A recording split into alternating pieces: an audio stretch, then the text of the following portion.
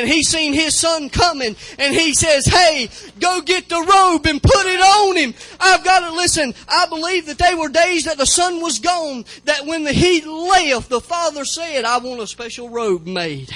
And he said he got that best robe. It says there, he said, go get the best robe.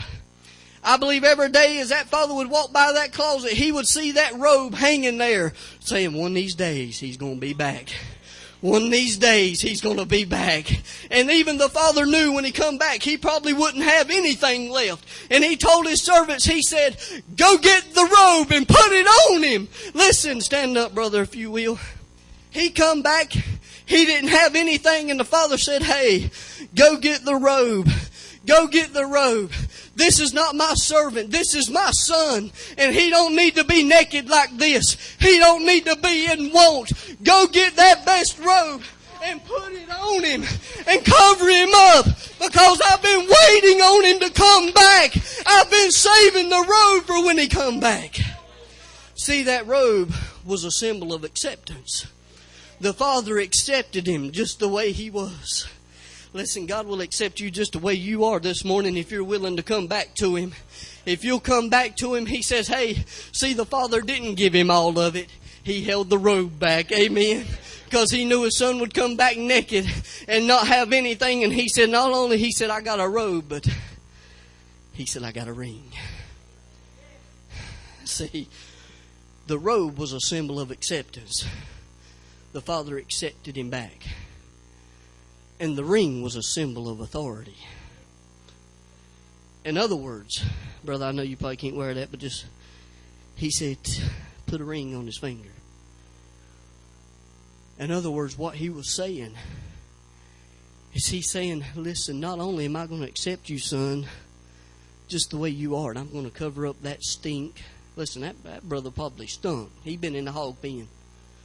He said, I'm going to cover up that shame. Put a robe on him. And put a ring on his finger. See, that ring was a symbol of authority. In other words, what the Father was saying is, son, it's just like you never lived. Some of y'all didn't get a hold of that. He said, son, I knew you've been gone. And you wasted most of all I worked my hard life for, and you wanted it, and so I give it to you, and you went out and you spent it all, and you went and riotous living, and there's no telling what you've done, but I've been waiting on you to come back home, and you come back naked, but I'm going to cover you up, and I'm going to put a ring on your finger, because I'm going to give you back that authority that you once had. Not only that, but he said, put shoes on his feet. Now you might say, why are shoes so important? Because, listen, the Son says, if I could go back and be a hired servant. You know, if people were standing out in the field and family and servants were standing out in the field, you know how you could tell the difference? Servants didn't wear shoes. Servants were provided. I can't say it, brother.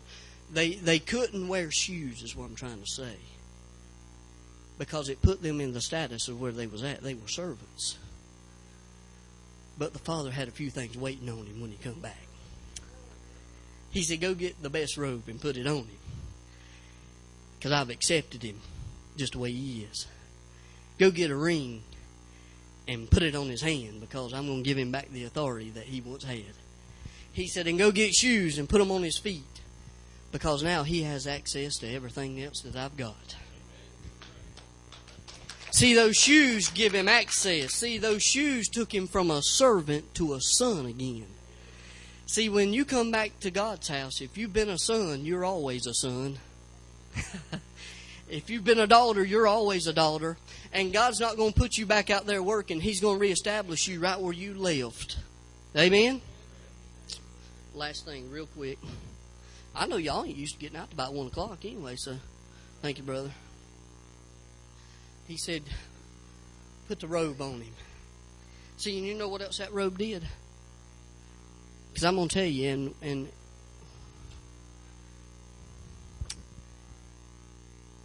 we have to be careful in the church when the sons and daughters come back, that we don't get the older son syndrome. Keep on reading. he got mad about it. Before I'm gonna touch back, I'm gonna let you think about that. But not only did he say that, he said, put a robe on him. Get the best robe and put it on him. Put a ring on his finger, because he's in a place of authority again. Put shoes on his feet, because now he has access to all I have. But not only that, he said, but fetch the fatted calf,